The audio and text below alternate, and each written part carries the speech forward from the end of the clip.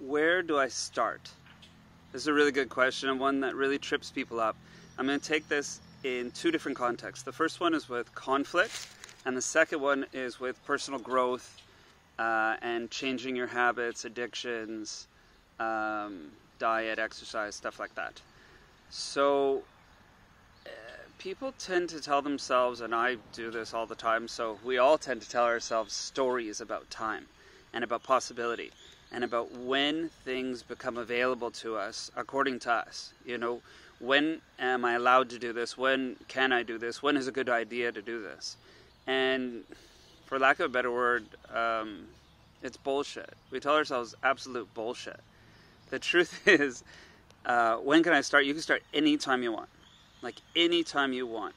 My own experience is that time is just a series of here and nows. So there's a moment and a moment and a moment and a moment. And each of those moments is like a reset. You can do a lot of things in that moment. You can move in a lot of directions. You have a tremendous amount of liberty in these moments, whether or not you realize it or not. So let's take the context of a fight. So let's say it starts off, there's a disagreement, you start feeling yourself get a little more entrenched, a little deeper, a little more quicksand around you. You feel like, oh, this one's going to be hard to get out of. Oh, that might have hurt her or him. Maybe it's with your spouse or your kid or a coworker. And you know that feeling when you feel like, oh, you know, I'm digging myself a really big hole here. I'm getting into it here. You know, whether you think you're right or wrong, you can kind of feel when it's getting worse, right? And very often it gets worse and worse and worse until it finally blows over. Let's say you don't resolve it, or you do resolve it, and maybe there's some guilt, or you feel bad about things you said or how you acted, right? So the question is, where is there a possibility inside a conflict to change course, right? And I would say anywhere, like really, really anywhere. And it's weird because there's kind of this internal dialogue that goes on where it's like, oh no, you know, I can see these moments, right? Let's say with my wife, and I'll be like, you know, this would be a perfect place to get out. And we'd be really happy that we didn't go further into it. And we can still communicate really well and express to each other without having to feel bad about it. You know, it's possible to communicate disagreement without fighting, even though it's very elusive sometimes. So it's interesting because it's hard to not be kind of apprehensive to take action in these moments, to just all of a sudden say something different than what you're kind of inclined to say or what you're used to saying, to act differently, to break a pattern in a moment where it's like, oh, you know, I'm still in control here.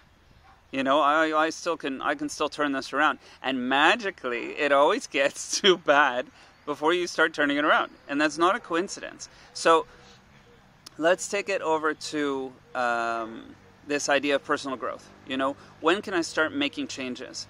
And I would suggest start with small things. Like even the same thing with a conflict. Start with small things. See if you can change one thing once, just once, like a really simple thing, something you say, or a gesture you always do, or a behavior pattern you always do, or, you know, when I feel bad, I eat all sorts of garbage that makes me feel worse, and I call it comfort food, but it makes me feel horrible after, you know. Can I hold that off? I feel really crappy about myself, you know.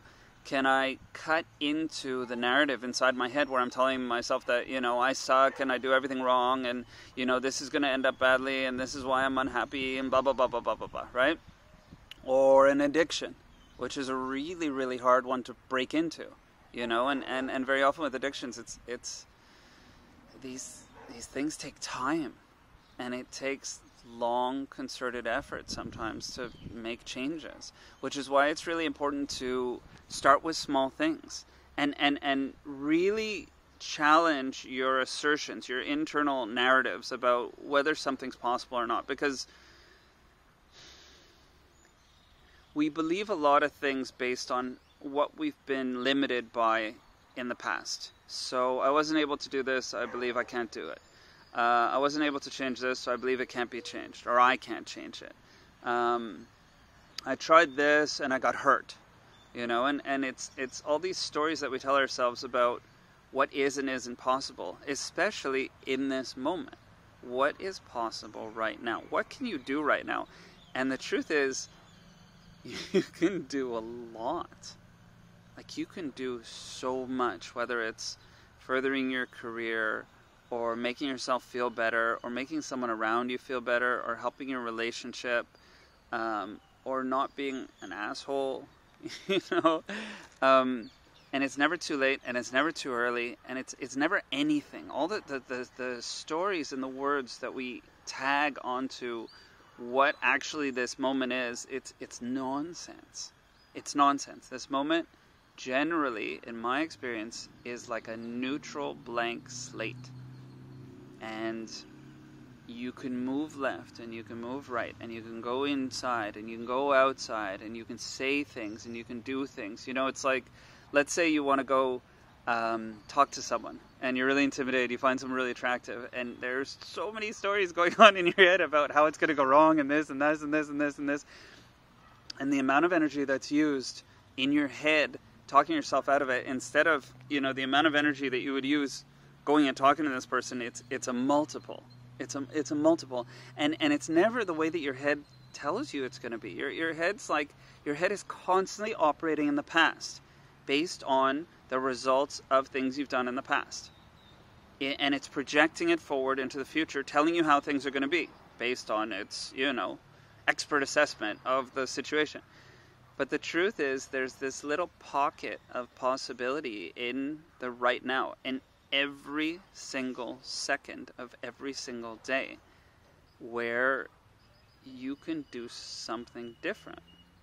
And, you know, you just have to try it a bunch of times. Just try something really easy. Even though it seems like, oh, this isn't going to make any difference, or this isn't going to make a change, I think you'd be surprised how hard it is to kind of, you know, follow through. You know, do something one day, and then the next day, and the next day, over a week, over a month. Usually, within about 30 days, you can change a lot of your patterns.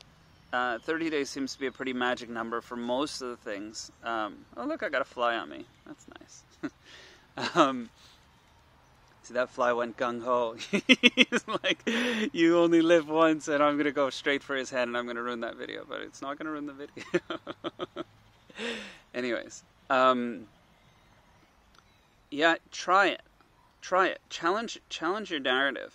Challenge your beliefs about what you can do here. And don't try to be like, oh, I'm gonna be all sorts of muscular and be able to run 10 miles in a week, and I'm never gonna have a fight again with my wife, and I'm always gonna be the best out with my kids, and I'm gonna eat healthy, and I'm gonna be happy, because you'll fail horribly, like horribly.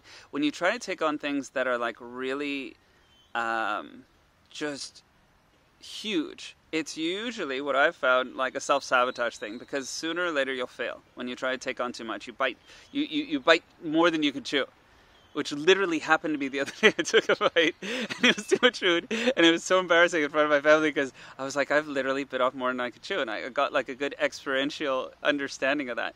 But when you try to aspire to like really big things, and you try to achieve them really quickly, very often it's very frustrating, and then you fail, and then you feel like you can't do anything. And it's kind of like a setup. You're setting yourself up to fail. So try something small. Try something that seems like stupid small, you know? In the next conflict with your spouse or your kids, try one time when you feel like saying something really mean, not to say it. And that's it. And then you won. That's a win. And just try that for a week. Or try for a month. Try something small for a month. And just see if you can do it. And just bring like a little bit of possibility in what you can change.